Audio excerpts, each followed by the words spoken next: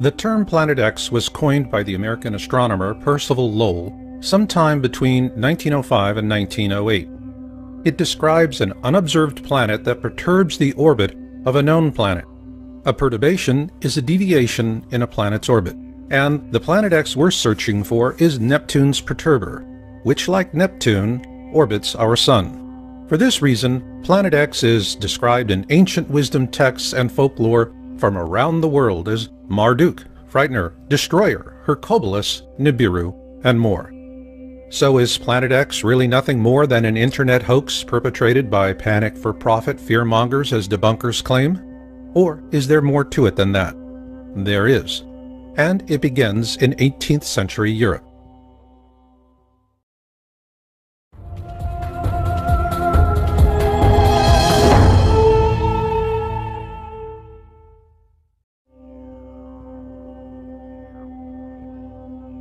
On March 13, 1781, William Herschel discovered Uranus, making it the first planet to be discovered with a telescope.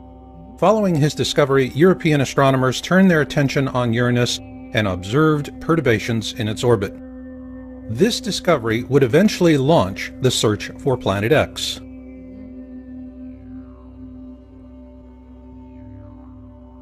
If one were to choose the father of Planet X research, it would have to be Alexis Bouvard, a French astronomer who observed the perturbations in the orbit of Uranus and attributed them to the existence of an unknown planet, the first Planet X. Unfortunately, Bouvard died before the coordinates for Neptune could be mathematically determined by French mathematician Urbain Le Verrier and British mathematician John Couch Adams, using Bouvard's observations.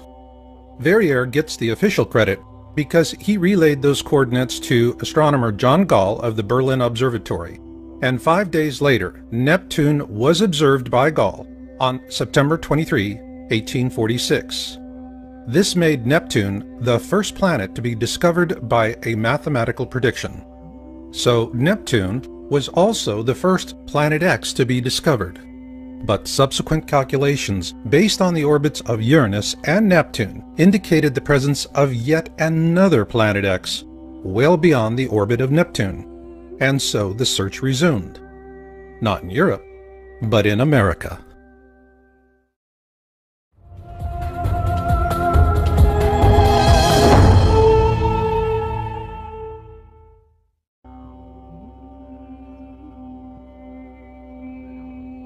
The Lowell Observatory was established in 1894 in Flagstaff, Arizona, by Percival Lawrence Lowell, an independent businessman, mathematician, and astronomer.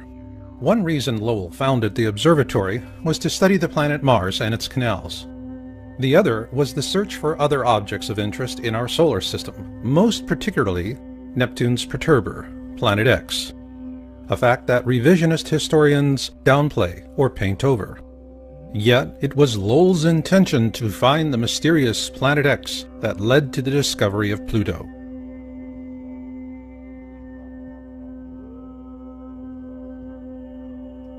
In 1929, 14 years after Lowell's death, a young astronomer by the name of Clyde W. Tombaugh was retained by the Lowell Observatory to carry on the search for Planet X. And on February 18, 1930, he discovered Pluto. At the time, astronomers believed he had found Planet X, Neptune's perturber. Consequently, the topic of Planet X languished for some time after Tombaugh's discovery.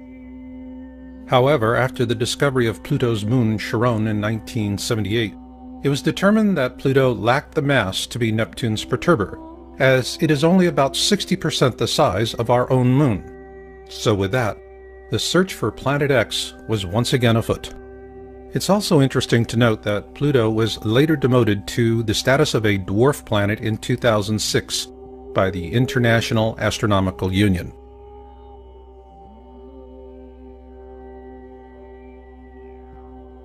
In 1950, Emanuel Velikovsky published Worlds in Collision, and he was viciously attacked by mainstream science, even though he corresponded frequently with Albert Einstein. What generated this medieval response from modern science is that Velikovsky used ancient accounts to question the Darwinian notion of evolution with evidence of periodic cataclysms caused by large objects flying through the core of our solar system. Despite ruthless suppression, Velikovsky's work reawakened an open discussion of Planet X, and following that, a steady trickle of interest emerged, both in mainstream science and the media.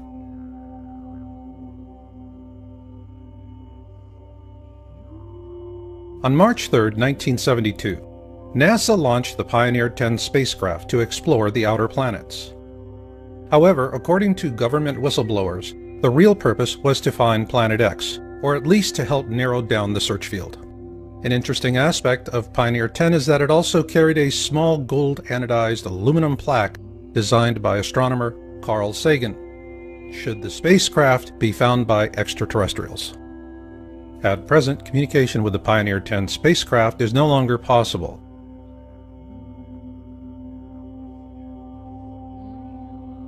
Following the launch of Pioneer 10, the topic of Planet X would have languished again had it not been for Zecharia Sitchin, the author of The 12th Planet, which was first published in 1976. According to his translations of ancient Sumerian texts, a race of beings living on a planet called Nibiru bioengineered early hominids on Earth to turn them into slaves for the purpose of mining gold. Called the Anunnaki, these beings lived on a planet the Sumerians called Nibiru, what we call Planet X today, and the Sumerian accounts tell us that it orbits our Sun every 3,600 years, and flies through the core of our system, often causing great cataclysms on Earth. Sitchin's translations and theories are corroborated by an ancient wisdom text called the Colburn Bible, and according to Planet X historian Greg Jenner in his book Planet X and the Colburn Bible Connection, previous flybys of this mysterious object caused the sinking of Atlantis, the deluge, and the 10 plagues of Exodus.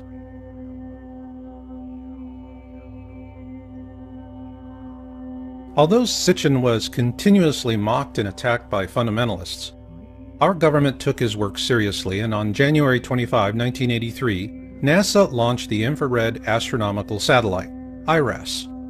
Its mission was to map the sky using infrared. According to NASA, IRAS was unable to complete its mission due to a failure in its supercooling system, and much of the data collected from the probe was classified and has never been disclosed. Several government whistleblowers say that this was a cover-up because NASA shut down IRAS after it imaged Planet X.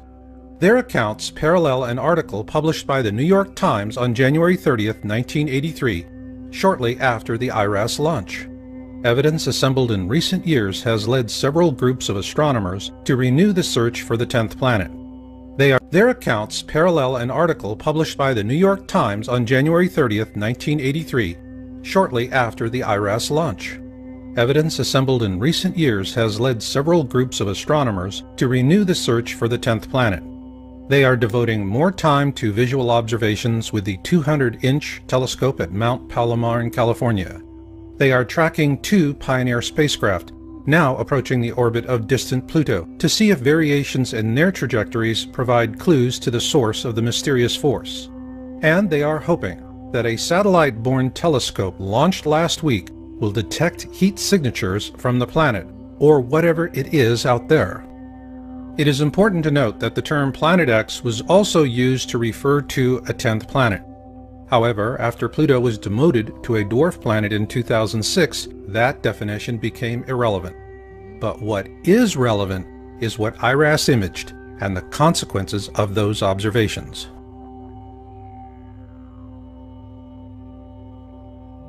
In a Victoria Advocate article published on June 14, 1988, NASA astronomer Dr. John D. Anderson was quoted as saying that telemetry from the Pioneer 10 spacecraft indicated the existence of Planet X. Also note that this article was sourced from Google News and was featured in Yowza.com's March 2012 article titled "The Planet X Cover-Up in the Mainstream Media." Following publication of our article, the entire June 14, 1988 edition was deleted from the Google News site. However, a complete copy is available for Yowza.com subscribers. But what is relevant here is that Anderson is a NASA astronomer with one heck of a resume. and what he said in that 1988 news article was powerful. In that article, he said, "We have a 90 to 99% confidence that Uranus and Neptune are being disturbed, and by one candidate for that is a single planet X." At that point, our government became more interested in keeping public attention focused much closer to home. After all, if you can't see it, it's not there, so go back to sleep, America. Nothing to see here. However, a few curious minds had other notions. On October 1988, Dr. Robert S. Harrington, the chief astronomer for the U.S. Naval Observatory, published his paper, "The Location of Planet X," in the Astronomical Journal. In an August 30th, 1990 television interview with Zecharia Sitchin, Harrington also said that Pluto had been a satellite of Neptune, but it was dislodged by Planet X, which he believed could possibly sustain some form of life. He also showed Sitchin a diagram he had created approximating the location of Planet X. Following that interview, Harrington commissioned the construction of a special telescope for a Planet X photographic sky survey in 1991, which was completed at the Black Birch Observatory in New Zealand. The New Zealand observations were performed using Harrington's calculations, and the results were sent to NASA. However, those films vanished and have never been seen again, which leaves us with a big question. Did Harrington actually find Planet X, Neptune's perturber?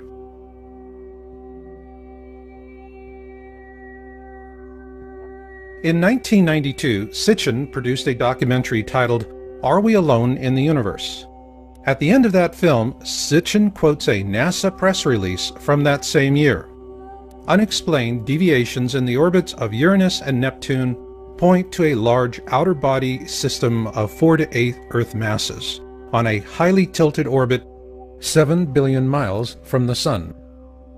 This NASA press release suggests that Harrington did find Planet X in 1991, but the truth will never be known, because before he could publish his findings, Harrington died from a rapid onset of esophageal cancer on January 23, 1993.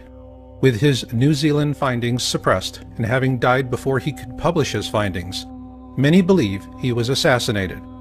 One of the reasons given by those who subscribe to the theory of an assassination was an obituary by Charles E. Worley of the U.S. Naval Observatory. Worley wrote an obituary about Harrington that states, "Late in his career, Bob seemed quite skeptical of such an object, however." It is important to note that no other sources have come forward to corroborate Worley's claim. Consequently, Harrington's mysterious death was a shot out of the dark that quickly silenced the Planet X topic, both with the mainstream media and science community alike. In a very real sense, it was a veiled threat. Tamper with this at the risk of your own career, or perhaps even your life. In this regard, Worley's obituary was highly effective. This is for sure. Nonetheless, there is a curious question. Harrington built a custom telescope for a U.S. Naval Observatory station in New Zealand. The mission was simple: to find Planet X. So then, did they? Who knows? Because until NASA decides to declassify Harrington's observations, all we can say is that where there is smoke, there is fire. Meanwhile, we're not helpless either, and you'll see why later on in this program. But for now, if you are beginning to feel that the time has come to begin your own planning and preparation for whatever may come, then know this: when the worst of it hits, it will not be brief. This will not be weeks or months. Rather, we're looking at several years, perhaps longer than a decade. What this means is that your supplies, no matter how much you have on hand, is nothing more than a buffer. It buys you some time to work something else out. To optimize that opportunity of time, gather knowledge now, because after things run out, knowledge will help you to endure. And now, I'd like to share some of this very knowledge with you. It's something I've put a lot of work and love into because I know it will help people to make it to the backside. And that is what I'm all about. For those in preparation and planning, Healthcare is always a problematic area because it is focused on the pills, potions, and supplements preppers set aside to help get themselves through a cataclysm. And it is problematic because all things physical play out. So a practical solution is what we call transition planning. So is this a December 21, 2012 solution? No.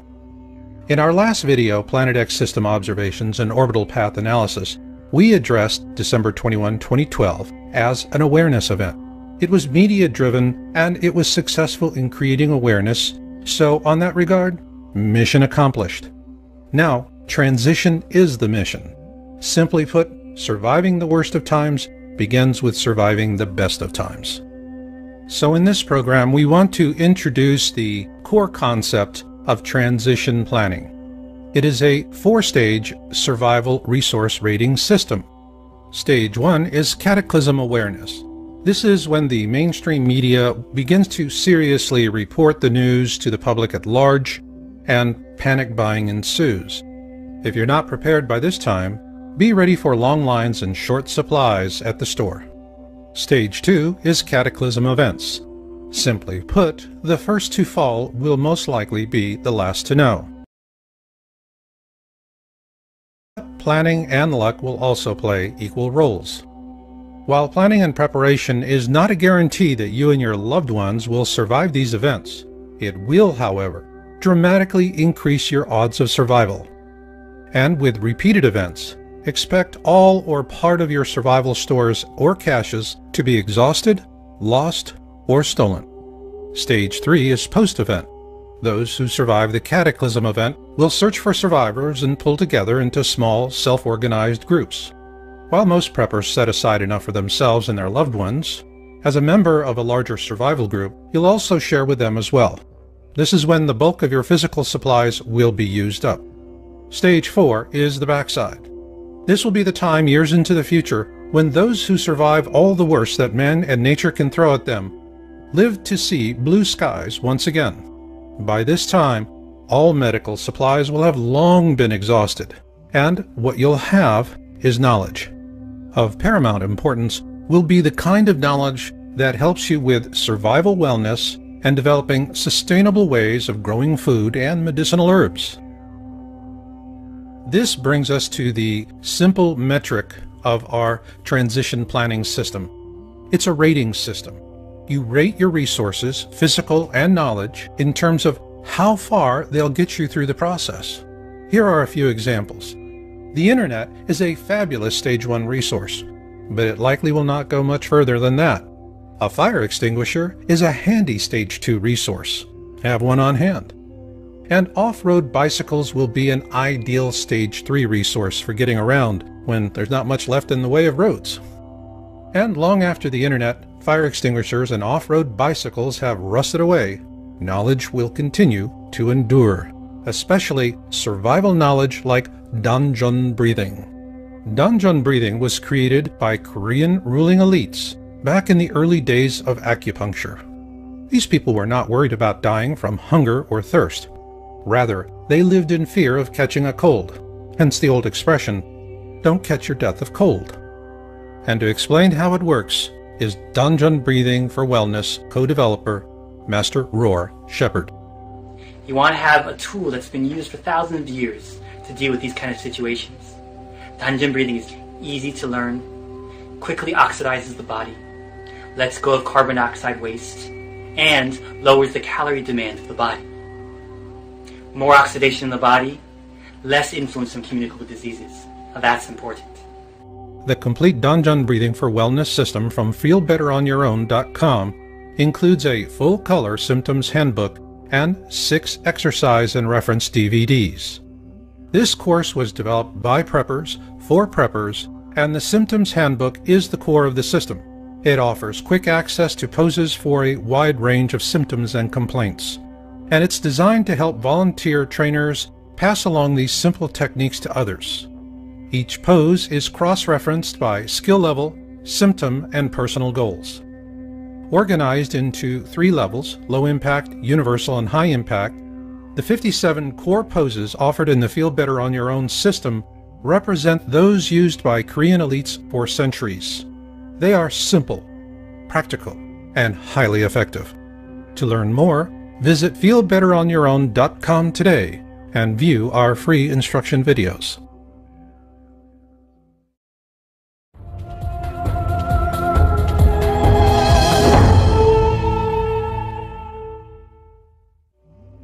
Imagine that you knew about the stock market crash of 1929 well in advance of the common man. Obviously, you could use such advanced knowledge to reap windfall profits from the misery.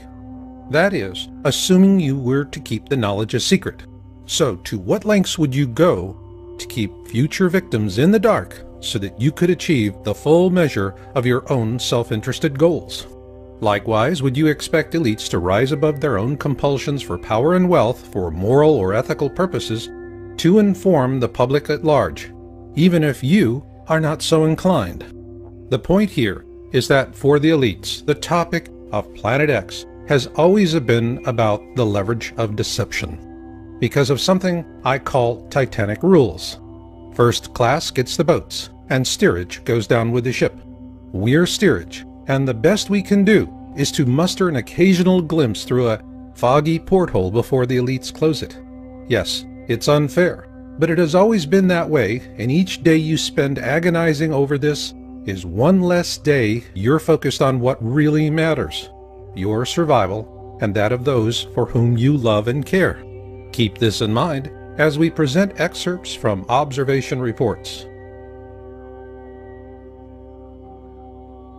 On April 24, 2006, Yowza.com broke the story on the South Pole Telescope, SPT, in Antarctica. The stated mission for the SPT really doesn't make a lot of sense because the same science could be done somewhere else at a fraction of the cost. So why build an expensive and sophisticated infrared telescope in such an inhospitable and inaccessible location as the Amundsen Scott South Pole Station in Antarctica? The answer is simple. This infrared 10-meter dish is the perfect instrument for observing an object rising up through the southern skies in infrared. And once they turned it on in January 2007, that's exactly what happened. A year after the SPT went online, the first of 3 highly credible disclosure videos were published on YouTube. The first, posted by Nibiru Shock 2012, was titled Nibiru Planet X Photos Taken January 2008. It was the first time the public had an opportunity to see an image of Planet X in deep space. And here you see a capture from the video, and the same capture again, but enhanced. In it, we see not just one object, but several. This is when we first learned that Planet X is actually a mini constellation of planets and moons, orbiting a small brown dwarf star, that is the binary twin to our own Sun. Those of you who were in high school and college during the 1970s may remember this second sun as Nemesis, the designation used by professional astronomers of the day to discuss the possibility that we live in a binary star system. Also, just as Sitchin and Harrington predicted, it would be rising up from the southern skies. But we wondered, could lightning strike twice with another disclosure video? On March 3, 2008, Nibiru Shock posted his second video titled Nibiru Planet X Update February 1, 2008. What do you know, lightning did strike twice. And in that video we're told that Nibiru is now inside the Kuiper Belt, well beyond the orbit of Pluto. In this video, he tells us it is entering our system at an extremely shallow angle. This is consistent with our most current findings. In this second video, Nibiru Shock 2012 gave us a brilliant series of images that clearly show Planet X is a rather substantial mini-constellation of planets and moons, a brown dwarf star that is in turn orbiting our own Sun. Consequently, it does not look or move like anything humans have seen in over 3,600 years. He also told us that governments are afraid of a panic. Perhaps. But then again, remember Titanic rules. First class gets the boats, and steerage goes down with the ship. We're steerage. Why do we say this? Because after these 2 videos were posted, the Nibiru Shock 2012 channel was hijacked by disinformationalists, and the first 2 videos were labeled a hoax, and the channel was also corrupted.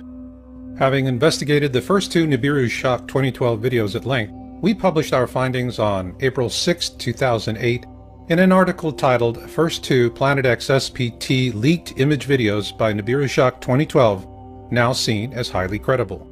The reason we drew this conclusion was that these were very impressive disclosures, but the manner in which the channel was attacked showed clear evidence of a well-organized and well-funded use of disinformation tradecraft. Following publication of our report, Yahoo.com came under heavy attack. Our site was hacked, and a slander campaign was leveled against us with brutal vitriol.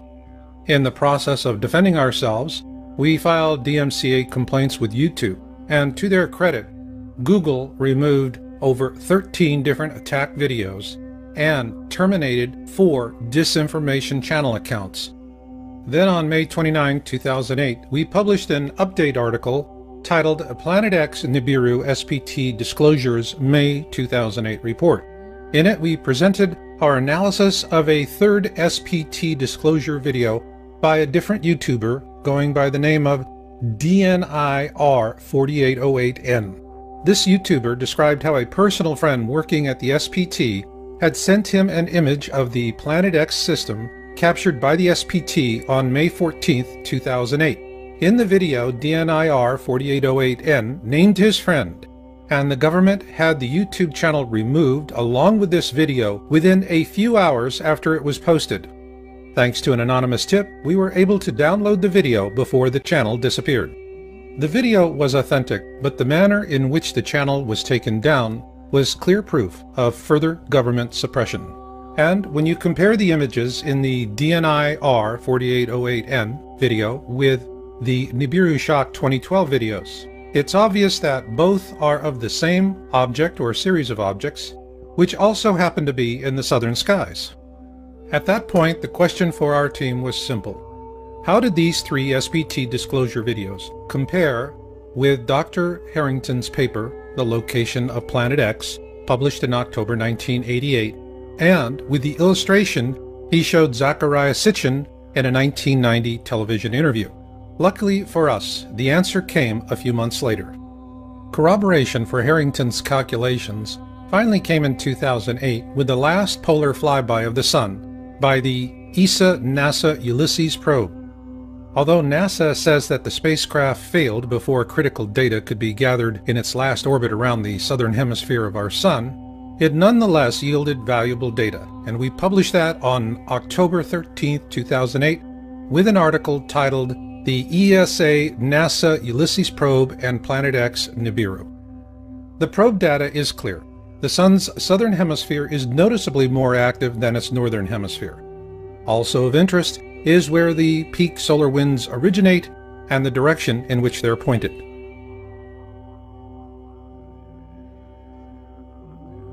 Our team continued researching Harrington's paper and the many disclosure videos we'd seen. Finally, on September 7, 2010, we published our findings in an article with a video titled The Only 3 Authentic SPT Disclosure Videos of 2008. Simply put, the 3 videos we discussed in this program by Nibiru Shock 2012 and DNIR4808N are the real deal.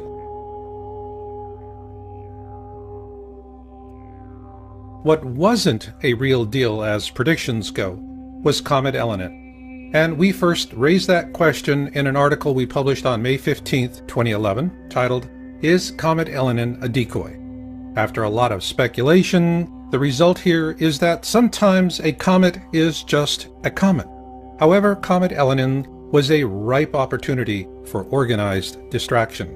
Consequently, it was portrayed as Planet X, the nemesis dark star astronomers debated in the 70s, the Star of Bethlehem to herald the Second Coming, and an alien mothership under intelligent control. As it turns out, the only thing under intelligent control was the disinformation. So the next time you see a stampede in progress, you might want to keep this in mind. On July 30, 2012, a YouTube channel of anonymous amateur astronomers, the 00 Skyview, posted a video titled What begins in Aquarius ends in Aquarius. One of the first things we noticed was that this group of folks were showing us their instrumentation. Now that was something new. Then they showed us where they found their object of interest, 4 degrees below the ecliptic. Plus, like the SPT disclosure videos, this group is showing us images of a mini constellation with a large object in the center and a cluster of satellites in orbit around it. But what really got our attention was that they were observing a red iron dust cloud, the hallmark signature of a brown dwarf star. Then on November 1, 2012, the 00 Skyview team upped the ante with a video titled Lifting the Veil. Right out the gate, they predicted a greatest eastern elongation flyby approaching from the southern skies. Not a good thing. In astronomy, a greatest eastern elongation describes an object that passes us on our side of the sun to the left of us and inside our own orbit. In this case, this object is also rising up from our southern skies.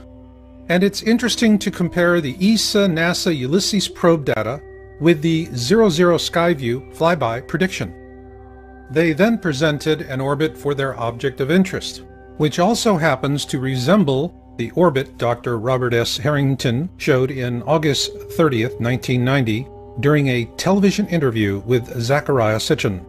Next, the 00 Skyview team presented a series of color-shifted variations and a wide-field view. However, their last image is of a mini constellation in Aquarius, and it is similar to the mini constellation in the January 2008 disclosure video by Nibiru Shock 2012 titled Nibiru Planet X Photos taken January 2008. So were they seeing the same thing? Well, we must wait and watch, because this mini constellation moves through the sky like nothing we've ever seen before. However, what we can say is that when it does appear for all to see, it will appear suddenly. And given the observations for 2013 you're about to see, the need to plan and prepare for whatever may come is more important than ever before. But first, we want to acknowledge you ladies out there who've taken an interest in Planet X. When we published our first article in January 2002 on Planet X, women represented a 12% audience share. But in 2013, your ranks have grown to nearly 3 times that. Thank you, intrepid ladies out there, because, well, the topic of Planet X is no longer a boys' club. With this in mind, I want to share helpful survival knowledge about dealing with a very ancient curse, both today and long after your medical kit is empty. Every self-healing energy art is about drawing energy and oxygen into the body. But only Danjun breathing focuses on an area of the body women know as the womb, below the belly button and above the pelvis. It is why Danjun breathing is so effective in helping to relieve the symptoms of menopause and PMS, as Master Roar Shepherd explains. We energize that area, we heal that area, we bring oxygen right into that area. More oxygen, more healing, less pain. This is the most valuable tool for you. Ladies, when drugs and treatments are no longer available and the medical kits are empty, what can you do? You do what Korean women have done for thousands of years, because it works. Danjun breathing. Need relief today? The good news is, the sooner you start, the better. To learn more, visit feelbetteronyourown.com today and view our free instruction videos.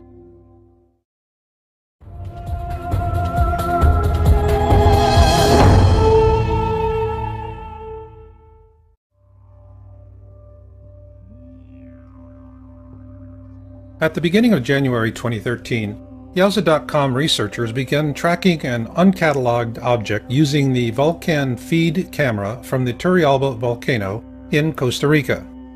I dubbed the object Bluebonnet. With these observations, we began to see a pattern forming in terms of Planet X being a mini constellation instead of a single object. Though Bluebonnet is clearly not a brown dwarf companion to our own sun, its movement through the sky does raise the possibility that it could be a far-flung orbital of a second sun.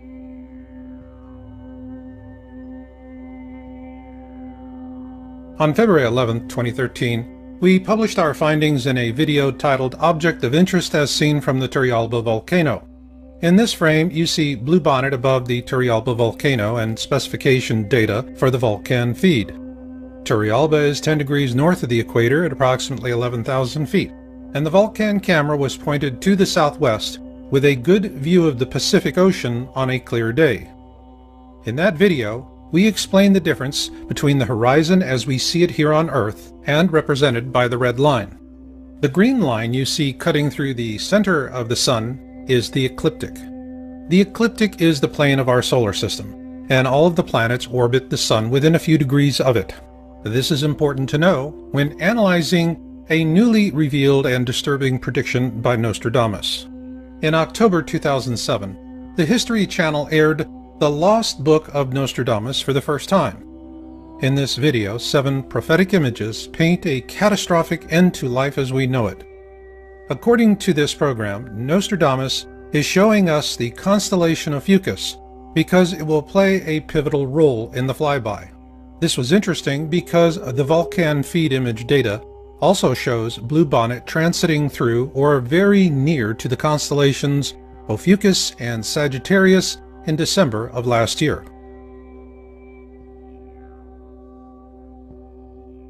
Then on April 20th, 2013, we released an update video titled Blue Kachina and its Moon for our Turrialba Object of Interest. In doing our research, we began developing a new technique to analyze the imaging capabilities of the volcan feed camera at Turrialba. We initially used this technique in a rather limited way, but it later evolved into a powerful image analysis method. Also noted in this update was a video released by the 00 Skyview team on March 23, 2013 titled The 5 Uploaded Images from the Dance of the Stars video. In that video, they provided a chart that gave us an interesting possibility for potential orbitals in the vicinity of Ophiuchus. Following months of observations and capturing hundreds of images to our database, we were able to plot a rough orbit for bluebonnet, which we determined to be an outermost orbital of the Planet X system brown dwarf companion to our own Sun. Ergo, bluebonnet does not orbit our Sun, but rather something else that does. We also looked at the predictions of remote viewer Major Ed Dames about these times and what the Colburn Bible tells us to expect.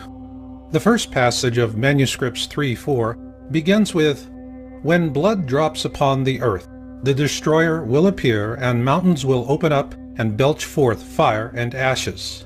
This is a key passage, so let's take a moment to study it.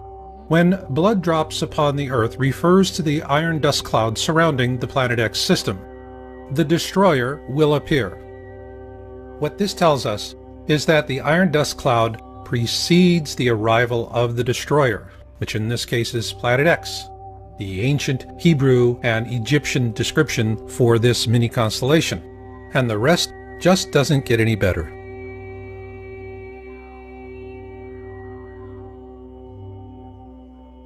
On July 8, 2013, the 00 Skyview team posted a new video titled Fire in the Sky Part 3.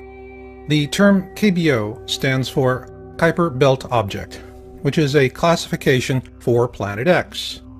Potential orbitals refers to the planets and moons in orbit around the KBO. And here they finally ask the question, is this our binary star?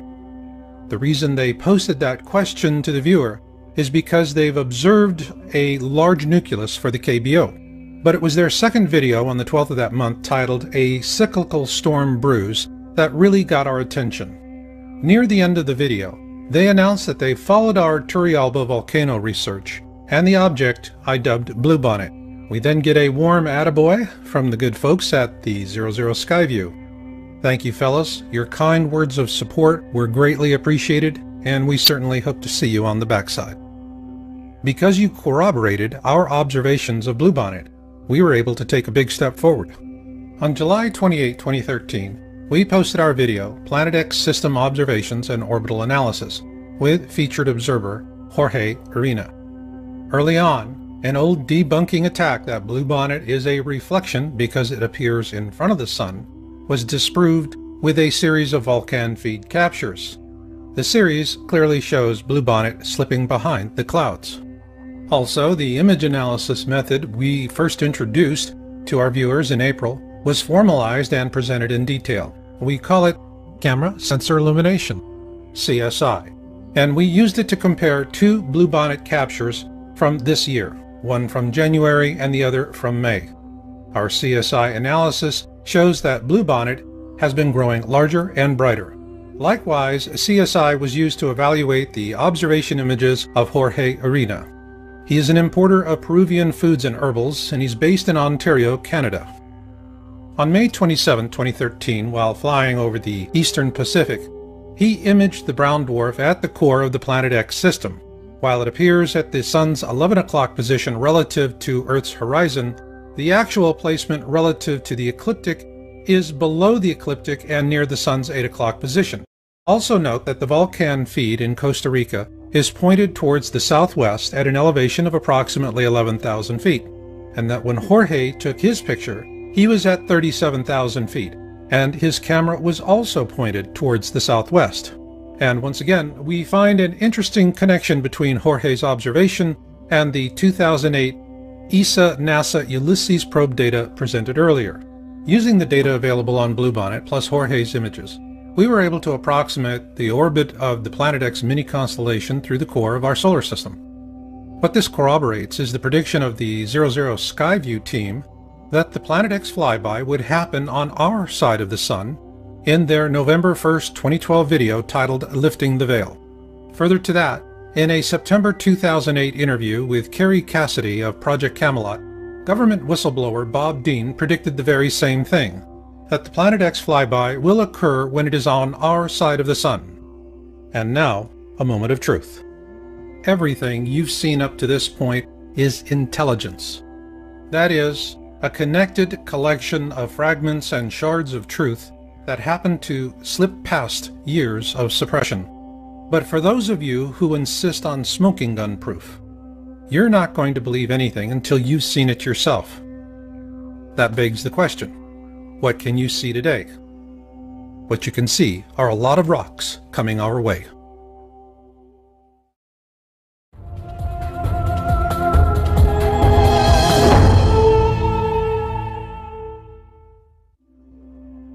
The American Meteor Society was founded in 1911 for meteor observations. It is a reliable source for information about meteors and fireballs. If you need to see things for yourself, visit www.amsmeteors.org and support the effort. But why would you want to do that?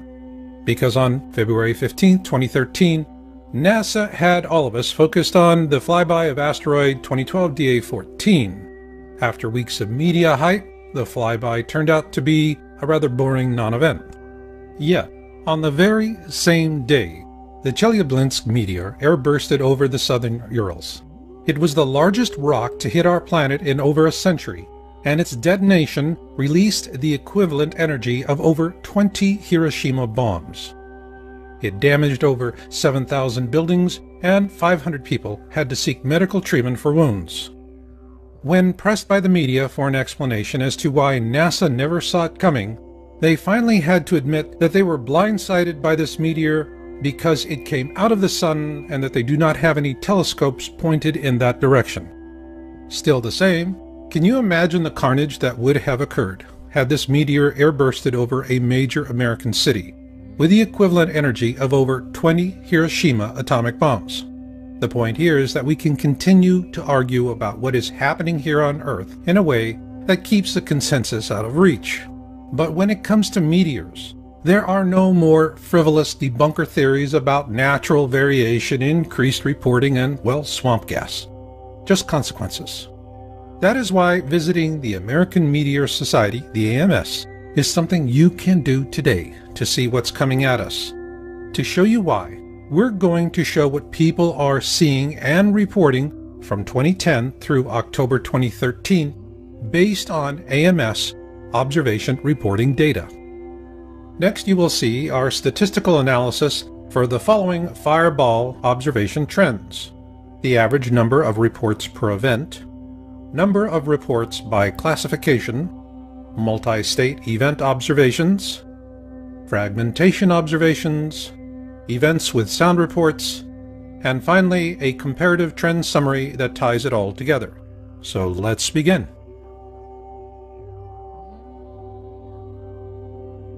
This series of slides shows the overall growth in the average number of reports per event for all classifications from January 1, 2010 to October 13, 2013. Of note is that in 2013, we see for the very first time in the history of AMS 2 fireball observations with over 1,000 reports each. So let's take a closer look at those reporting classifications. The AMS classifies meteor observations based on the number of reports per incident, where a mid-sized class event has 6 to 20 reports, a significant event has 21 to 50 reports, a large event has 51 to 100 reports, and a huge event has over 100 reports. So let's begin with a look at the mid-sized events. Here we see a pronounced jump from 2010 to 2011. Part of that jump can be attributed to the implementation of new reporting procedures by the AMS. Now let's add the number of significant reports with 21 to 50 observations each. Here we see a clear growth trend. Interestingly enough, there were no significant large events in 2010, but there were significant large events in 2011 and 2012, as well as a marked increase in 2013. In terms of huge events with over 100 reports, 2010 was barely noticeable. However, that picks up in 2011 and doubles in 2012, and then again in 2013. Given that we had 2 events with more than 1,000 observations in 2013, let's take a closer look at the uptick in huge events. Here we see the jump from 2011 to 2012 and then again to 2013 is stunning to say the least. Not only is the trend huge, so are the fireballs, or bolides as they are also called. So what's driving this trend? Multi-state observations. A multi-state event is where observations of the same fireball are reported in 2 or more states, and here we see a steady growth trend from 2010 to 2013. However, this underplays an even more profound change. Here we see a 15% increase from 2010 to 2013 in the number of reporting states by event. This clearly shows that these fireballs, or bolides if you will, are getting bigger. And another measure of this is fragmentation.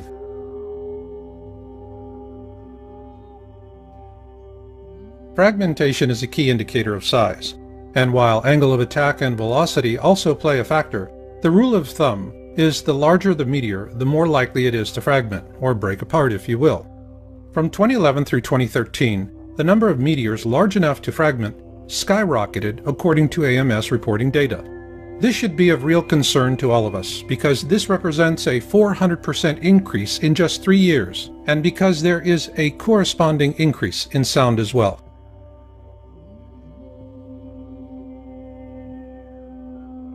The AMS tracks 2 kinds of sounds: concurrent sounds heard during the flyby and delayed sounds heard just afterwards. These charts are a combination of both, and the trend is clear. Sound follows with fragmentation.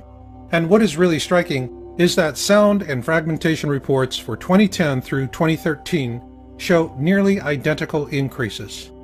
So now let's summarize what we've seen so far by looking at the growth trend percentages from 2010 to 2013.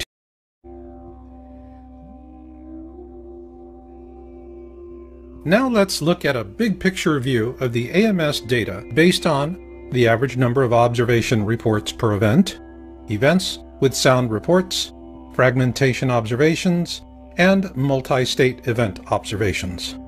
And what we see here, beginning with 2010, is a consistent growth trend by percentage from 2010 through to 2013. It is important to note that all of the data presented in this video is for the 2013 reporting period of January 1, 2013 to October 13, 2013, with 2.5 months yet to be reported.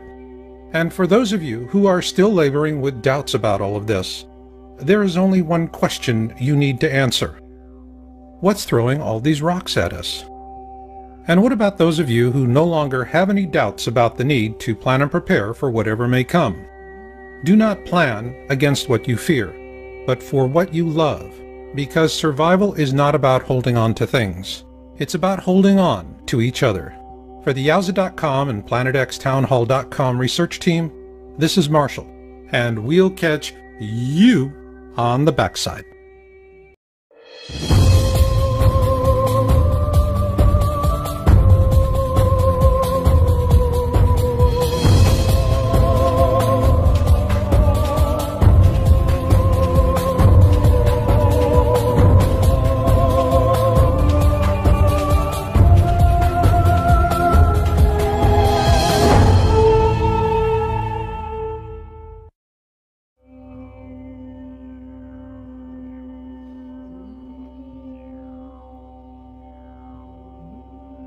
The term Planet X was coined by the American astronomer Percival Lowell sometime between 1905 and 1908.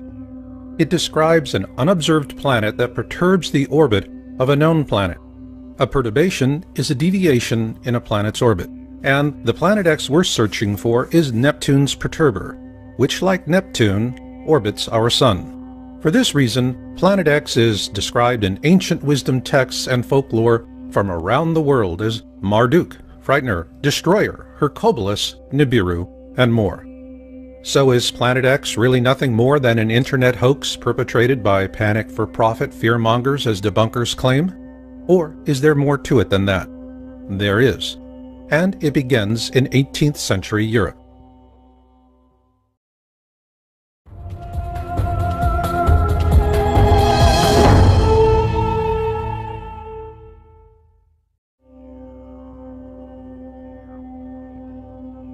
On March 13, 1781, William Herschel discovered Uranus, making it the first planet to be discovered with a telescope. Following his discovery, European astronomers turned their attention on Uranus and observed perturbations in its orbit. This discovery would eventually launch the search for Planet X.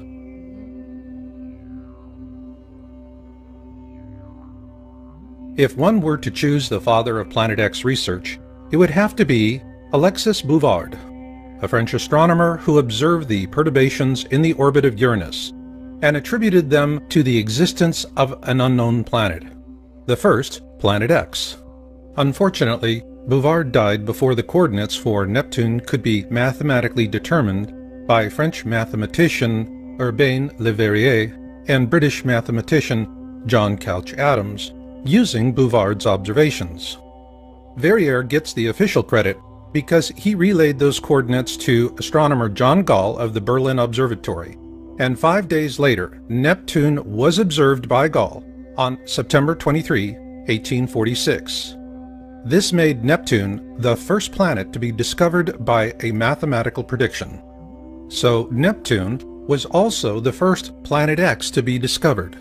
But subsequent calculations based on the orbits of Uranus and Neptune indicated the presence of yet another Planet X, well beyond the orbit of Neptune. And so the search resumed. Not in Europe, but in America.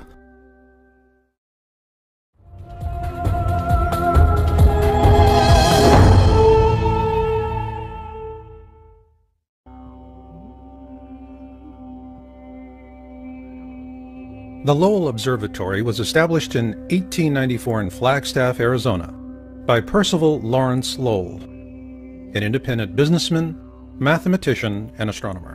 One reason Lowell founded the observatory was to study the planet Mars and its canals.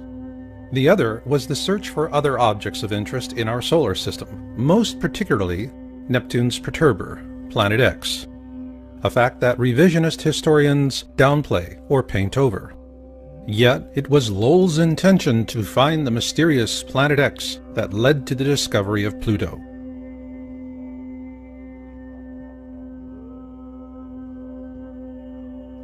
In 1929, 14 years after Lowell's death, a young astronomer by the name of Clyde W. Tombaugh was retained by the Lowell Observatory to carry on the search for Planet X. And on February 18, 1930, he discovered Pluto. At the time, astronomers believed he had found Planet X, Neptune's perturber. Consequently, the topic of Planet X languished for some time after Tombaw's discovery. However, after the discovery of Pluto's moon Charon in 1978, it was determined that Pluto lacked the mass to be Neptune's perturber, as it is only about 60% the size of our own moon. So with that, the search for Planet X was once again afoot. It's also interesting to note that Pluto was later demoted to the status of a dwarf planet in 2006 by the International Astronomical Union.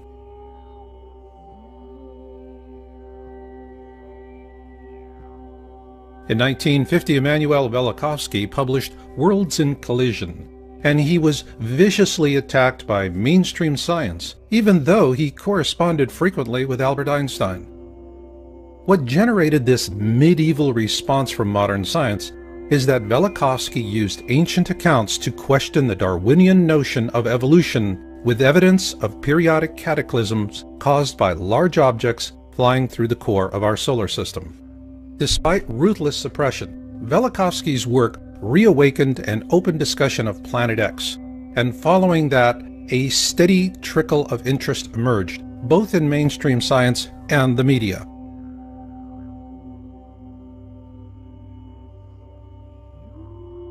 On March 3, 1972, NASA launched the Pioneer 10 spacecraft to explore the outer planets. However, according to government whistleblowers, the real purpose was to find Planet X, or at least to help narrow down the search field. An interesting aspect of Pioneer 10 is that it also carried a small gold anodized aluminum plaque designed by astronomer Carl Sagan, should the spacecraft be found by extraterrestrials. At present, communication with the Pioneer 10 spacecraft is no longer possible.